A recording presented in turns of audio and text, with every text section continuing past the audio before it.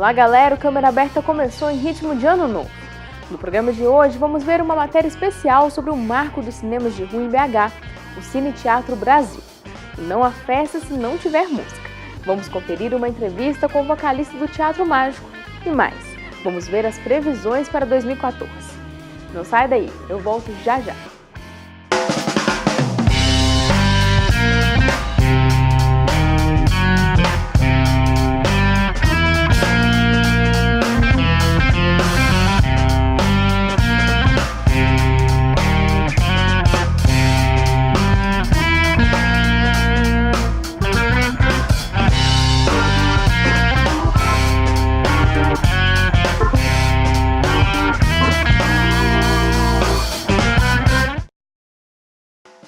Pouca gente sabe, mas no Ocidente a ideia de se comemorar a passagem de ano surgiu através de um decreto do governador romano Júlio César, em 46 a.C.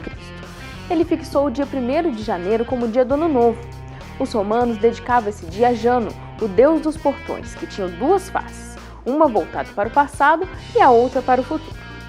O futuro não é nada sem o passado.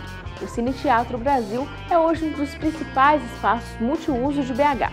Localizado na Praça 7 de Setembro, foi construído em 1932 pelo arquiteto Ângelo Murgel.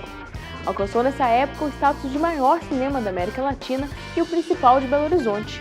A importância do teatro fez com que em 2000 ele fosse tombado como bem cultural. Hoje, depois de passar por várias reformas, o Cine Brasil reabriu não apenas como cinema. Agora também possui 2 teatros, galerias, café e espaço para eventos. Bem no coração da cidade, na Praça 7, foi inaugurado em 1932 o Cine Teatro Brasil. O prédio de 11 andares foi o primeiro a ter influências do estilo Art Deco, marcado pelos volumes geométricos bem definidos, ornamentação discreta, vitrais de ferro, vidro martelado e revestimento das fachadas em pó de pedra, no estilo dos grandes cinemas americanos. O Cine Brasil foi um marco na cidade de Belo Horizonte. Durante muito tempo, ele foi ponto de encontro da vida dos belo-horizontinos.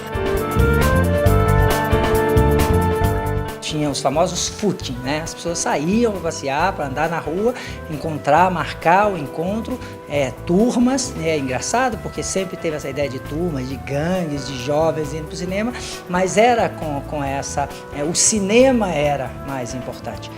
O filme e o respeito que tinha por esse evento social, por essa atividade de entretenimento, é óbvio que era, né? Sempre foi, mas o respeito e o amor ao espaço físico das salas. Era costume, né? Na época da gente mais jovem, vir ao cinema, ver os filmes de faroeste, programa dominical, tinha vários filmes, desenhos, tinha muita coisa que passava. Eu assisti o primeiro lançamento de desenho animado aqui, que foi Branca de Neve e os 7 Anões. Marca a época, né? Porque ele era um cinema enorme, um design muito bonito, né? E trazia assim, umas películas diferentes, né? Depois veio o Metrópole e outros, mas no Brasil era bem destacado. Existia um prefixo nos cinemas de Belo Horizonte.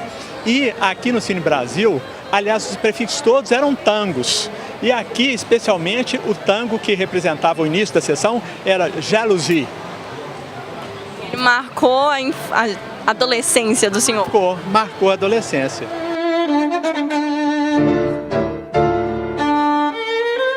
É um prédio emblemático da cidade, né? Belo Horizonte tem acho que 115 anos, o prédio tem 82, quer dizer, em relação à cidade, ele é muito antigo. Ele foi muito importante na cidade, porque ele foi o primeiro prédio em estilo Art Deco aqui na cidade. E depois do Cine Brasil, foram construídos no mesmo estilo a prefeitura, o prédio dos Correios, vários prédios e casas em Lourdes, no bairro de Santo Antônio, mas ele estreou esse estilo na arquitetura em Belo Horizonte. Além disso, quando ele foi inaugurado, era o prédio mais alto da cidade. Quem vem aqui, a gente tem 7 andares no prédio, mas com uma altura equivalente a 11 andares, o que era muito para 1932. Depois que ele foi inaugurado, a inauguração foi marcante, era um monumento na cidade. Depois disso, o Cine Brasil construiu uma história de emoções na cidade, né? durante muito tempo foi o maior cinema da cidade. Quase todo mundo tem uma história de o pai teve uma namorada e veio aqui, trouxe o filho, eu vim aqui com meu pai. Então tem uma carga de emoção muito grande no prédio. Em 1999, o Cine Brasil fecha e põe fim às suas exibições de cinema. Mas isso não quis dizer o seu fim. Em 2006, uma grande restauração é iniciada. E agora, em outubro de 2013, o Cine Brasil reabriu, mas agora como espaço cultural.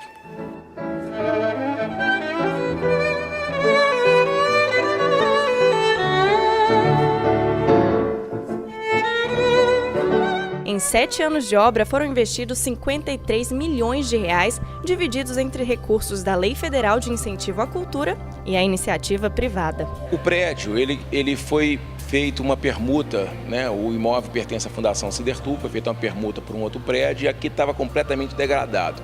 Eu tive aqui no primeiro dia, né, quando a gente entrou para poder enxergar o que era. Nós tivemos um susto muito grande. Era um elefante branco, um transatlântico da Praça 7, totalmente abandonado, totalmente detonado, com, você imaginar, quebrado e sujo. E a partir daí a gente teve um trabalho de iniciar os projetos. Mas para iniciar os projetos nós tivemos a prefeitura poder pegar a planta baixa, né, ver o que tinha lá, quais as documentações que existiam lá. E não tinha absolutamente nada, era um lote vago dentro da prefeitura. A partir daí, nós tivemos que fazer um trabalho quase de paleontologia mesmo, de estar identificando toda a estrutura do prédio. Nós fizemos escavações, fizemos todos os testes possíveis, tivemos a ajuda da Universidade Federal de Minas Gerais também para estar fazendo isso. E a partir daí, a gente começou a entender como era o prédio, como é que ele funcionava o prédio. E depois vieram todas as ideias, né? A gente queria ter um prédio moderno, como é hoje, né? Mas que tirasse o mínimo de característica do prédio, né? Aqui não é uma obra de reforma, é uma obra de restauro. Então a ideia é ter o que era antigo, ter 1932, foi da data, julho de 32, a data de inauguração, para o ano de 2013, né? Onde a gente pudesse ter todo o conforto de um teatro moderno, que pudesse oferecer uma acústica interessante, conforto para os espectadores aqui dentro. Então, pinturas foram descobertas, você tem várias pinturas aqui, essas pinturas foram pintadas por Ângelo Bide, é o maior painel hoje do Brasil de pintura Art Deco estilo Marajoara, né? Você tem todos os andares do Teatro Maior e nessas entradas laterais todas. E através de fotos que nós vimos, como é que eram fotos da época de 1932, 1935, 1937, os filmes que aconteceram aqui dentro, nós identificamos várias coisas que já estavam completamente descaracterizadas, né? Por exemplo, essas escadas aqui, era uma rampa, o Cine Brasil tinha uma rampa, todo mundo pergunta, pô, mas não tinha uma rampa lá? Tinha, mas originalmente era uma escada. Voltamos, fizemos todo esse restauro, restauramos os mármores, as pinturas todas vieram até o mesmo brilho da época, colocamos a acústica necessária para ter um cine-teatro funcionando da melhor forma possível. Nós diminuímos um pouco o número de assentos para tornar mais confortável e abrir outras áreas de espaço aqui dentro, né? As cadeiras antigas, nós descobrimos o mesmo fabricante de 80 anos atrás que restaurou. Os vitrais todos, você vai ver os vitrais que são luminosos aqui da fachada, são os vitrais originais, a mesma empresa que fez 80 anos atrás forneceu os vidros. Então teve um cuidado muito grande, né, em manter toda a originalidade do prédio.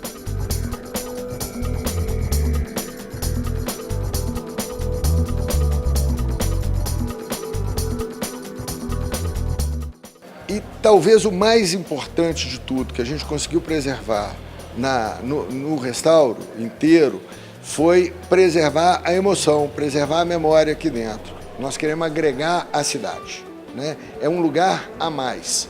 Então, a ideia da gente é promover algumas estreias de peça de teatro aqui, com determinada frequência, uma vez por semana, ou uma vez por quinzena, uma vez por mês, ter alguma apresentação de música na sacada que tem acima do café e disseminar, espalhar cultura, música, porque eu acho que isso é importante para o povo, isso é importante para a cidade. A ideia é trazer para Belo Horizonte um lugar espetacular para a diversão, para a cultura, para as artes em geral.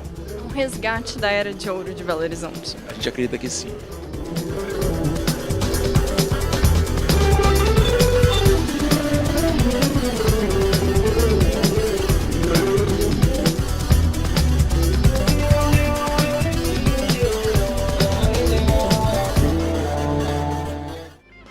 para um rápido intervalo. Não sai daí!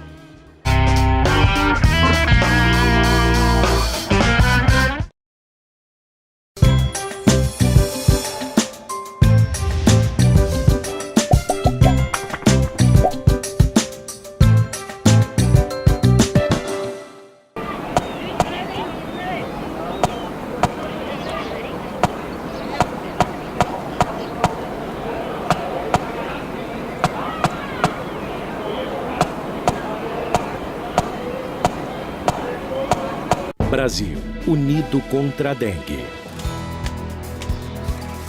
O combate à dengue já começou. As chuvas e o calor estão aí e não vamos facilitar para o mosquito. Dê uma geral na sua casa e mobilize seus parentes e vizinhos. Dengue mata, mas com medidas simples podemos evitar a doença. O combate não pode parar. Ministério da Saúde, Brasil, um país de todos.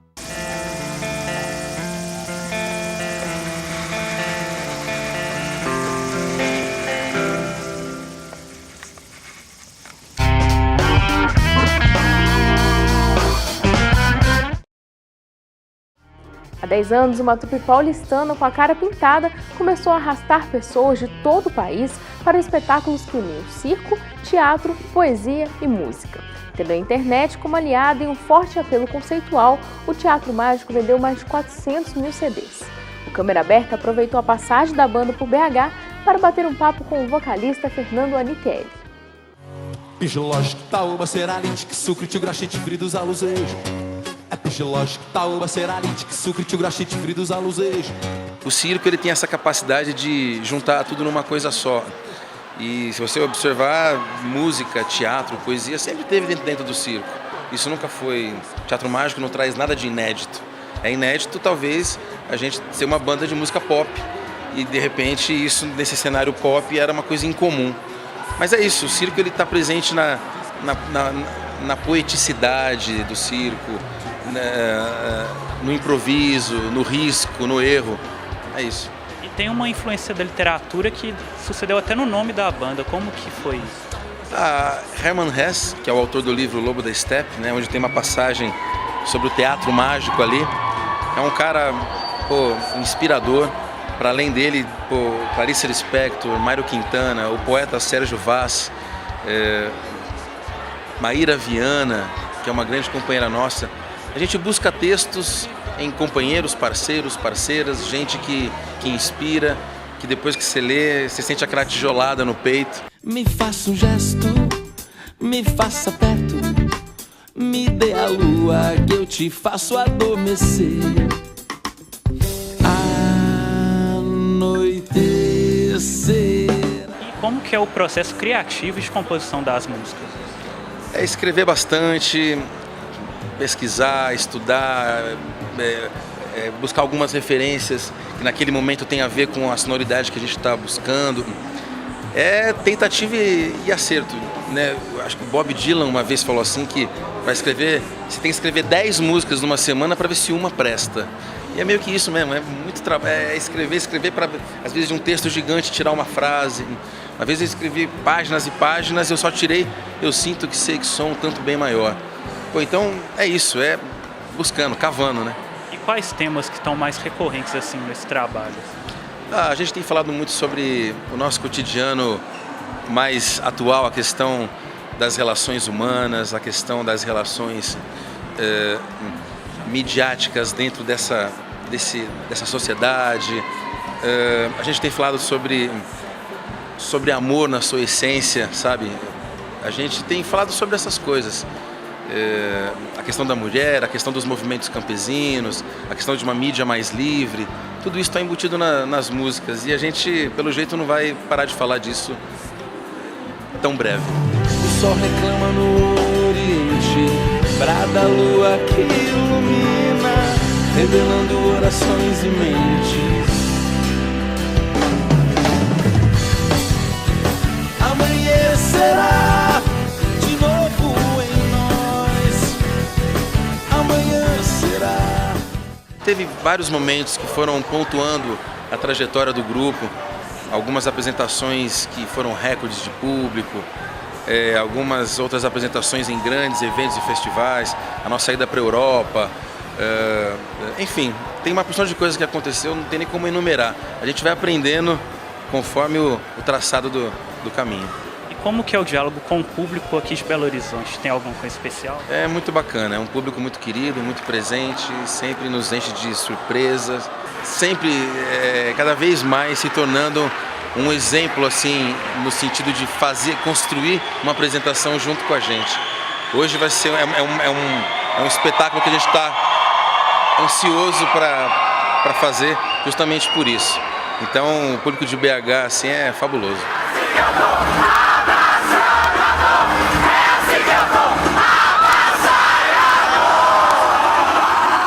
Como você enxerga esse novo cenário da música brasileira que tem sido auxiliado tanto pela internet? Tem muita gente boa fazendo coisa legal, a gente tem que buscar, tem que se organizar, não tem que acreditar em coletivos fechados ou que abrangem.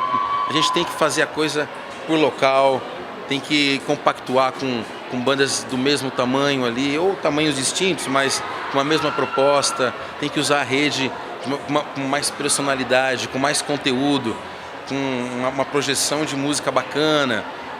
É isso, acho que a gente tem que, para além da música, discutir outros temas que sejam relevantes às pessoas com as quais a gente quer falar, né? Então é isso, acho que dentro desse espírito o Teatro Mágico tem feito um bom papel.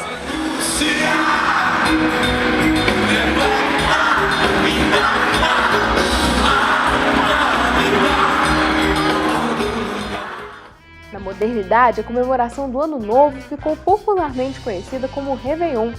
O nome é uma variação do verbo francês réveiller, que significa despertar. E por causa disso, existem vários profissionais que são dispostos a tentar prever como será o novo ciclo. Vale consultar os astros, os números ou até mesmo os búzios. Tudo para tentar descobrir o que vai acontecer em 2014. O Matheus foi conversar com algum deles e acredita, sobrou até para mim.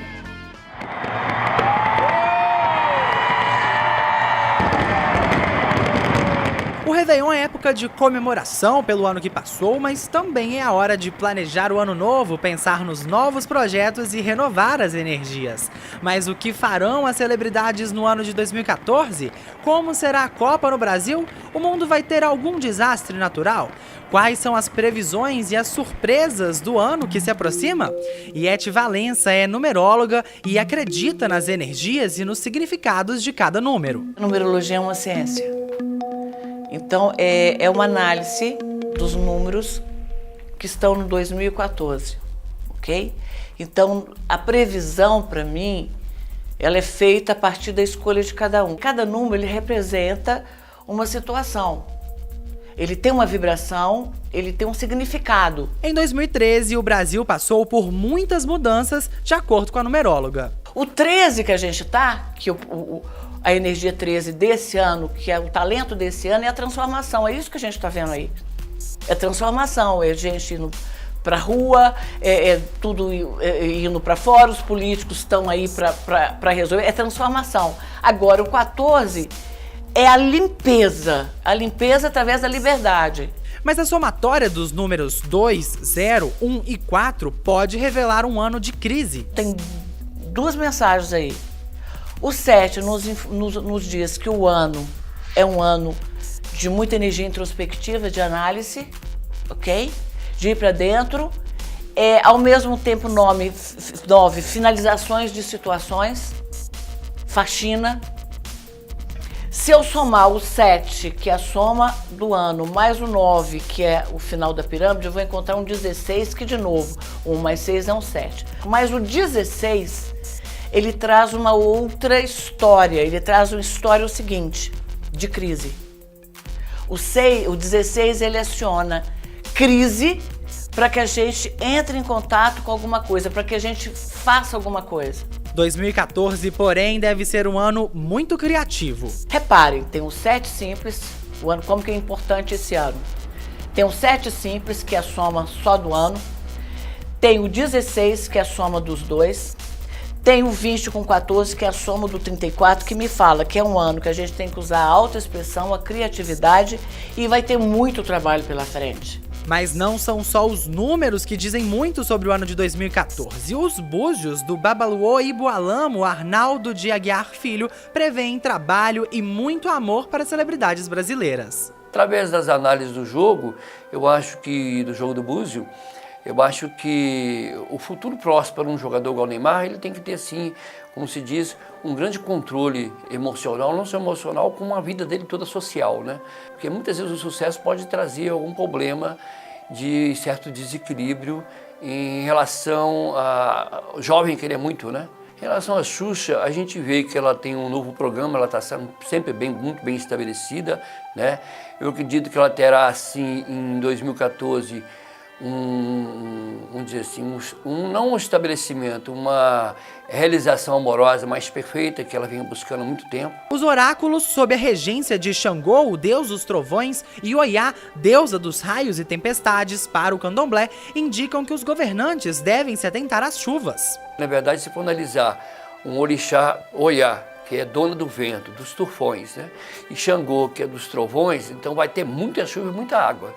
Então, se tem muita chuva, muita água, é perigoso realmente ter alguma coisa que a gente, às vezes, não está programado. Aqueles que têm o comando na mão, né, vão, como se diz, o trânsito, tudo que está ligado a tomar conta da população. Tem que ficar alerta, né, porque é um ano realmente de tempestade e de muita chuva. Dos orixás para os astros, Afrânio Teixeira explica que, baseado na data e na hora exata de nascimento, é possível fazer um mapa que traça um perfil pessoal e profissional de cada um. 2014 será um ano de expansão, regido por Júpiter e com interferências também de Saturno. O otimismo estará em alta. O que vai exaltar mais na sociedade hoje em dia? Os valores nacionalistas, tá? Que é Copa do Mundo, essas coisas. Quem vai trabalhar com importação e exportação também, porque o Júpiter, ele é muito de expansão, ele é expansão. E no caso ele rege também os esportes.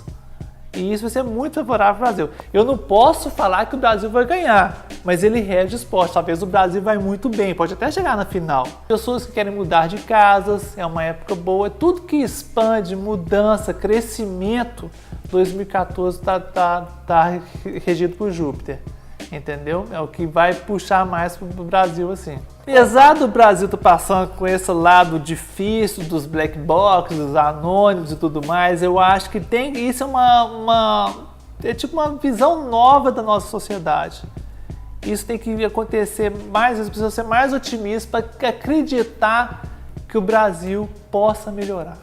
Tá? As pessoas veem como baderna, outros eu vejo mais como mudança de consciência. Bom, então você já viu, 2014 promete ser um ano de muito otimismo, de nacionalismo dentro do Brasil. Agora, eu aproveitei a visita aqui ao Afrânio e trouxe também uns dados da nossa apresentadora Lígia Oliveira. E aí, Afrânio, o que 2014 aguarda aí pela Lígia? Bem, eu vou traçar aqui mais ou menos o perfil dela, né? Que até eu não conheço, eles passaram os dados dela. Eu vou falar um pouco o que é a Lígia na astrologia. Então, por exemplo, o que eu consegui observar aqui, ela tem Sol e Vênus em Áries. Então, eu vou falar um pouco de Áries para ela talvez entender como funciona a astrologia. O Sol é o signo solar, tá? E o que é o ariano? O ariano é aquela pessoa impulsiva, trabalhadora, corre atrás das coisas, tem tendência a ser mandona. Então, como ela tem Sol e Vênus em Áries, ela deve ser trabalhadora em dobro, gostar muito de trabalhar, ser bem mandona, entendeu? Porque isso já tá nela. É o que eu consegui observar aqui. Outra coisa que eu observei da Lígia é o ascendente em touro. Então, vou te falar o que é um pouquinho de touro. Touro normalmente são pessoas que gostam de comer bem, ou cozinha super bem, tem essa tendência, gosta de coisas boas, um bom vinho, tá? Coisas boas. Então, pelo que eu vejo aqui, apesar dela ser mandona e trabalhadora, tá? Ela tem uma tendência meio de gostar de coisas boas, tipo um relógio bonito, ou comer bem, ir em bons restaurantes. Isso é um perfil básico dela na astrologia, porque se for para pegar a astrologia inteira, eu vou demorar horas aqui falando do perfil dela. Entendeu? Tá certo, Afrânio, muito obrigado. Lígia, então é isso. 2014, aguarda aí, muito trabalho para você. E a sorte está lançada. Um bom 2014 para todos nós.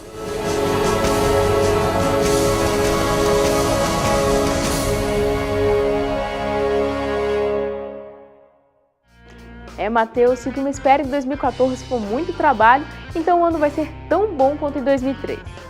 Infelizmente, nosso programa chegou ao fim.